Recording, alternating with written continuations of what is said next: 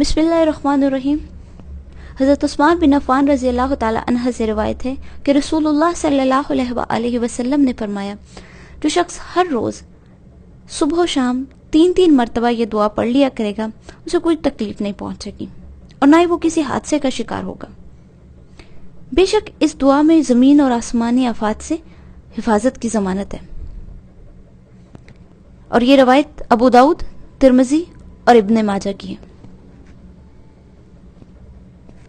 بسم اللہ الذی لا یضر مع اسمہ شیء فی الارض ولا فی السماء وہو السمیع العلیم۔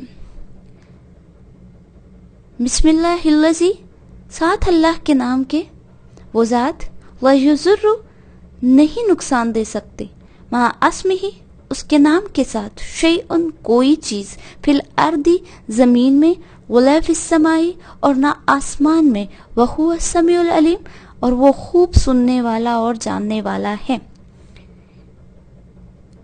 اس اللہ کے نام کے ساتھ جس کے نام کی برکت سے کوئی چیز نقصان نہیں پہنچا سکتی، زمین کی ہو یا آسمانوں کی، وہ خوب سننے والا اور خوب جاننے والا ہے۔ یہ دعا صبح و شام 3 مرتبہ پڑھ کے اپنے اللہ سے دعا کیجیے، انشاءاللہ تعالی اللہ تعالیٰ کرونا وائرس اور باقی زندگی کی تمام مشکلات و مصیبات سے محفوظ فرمائے گا۔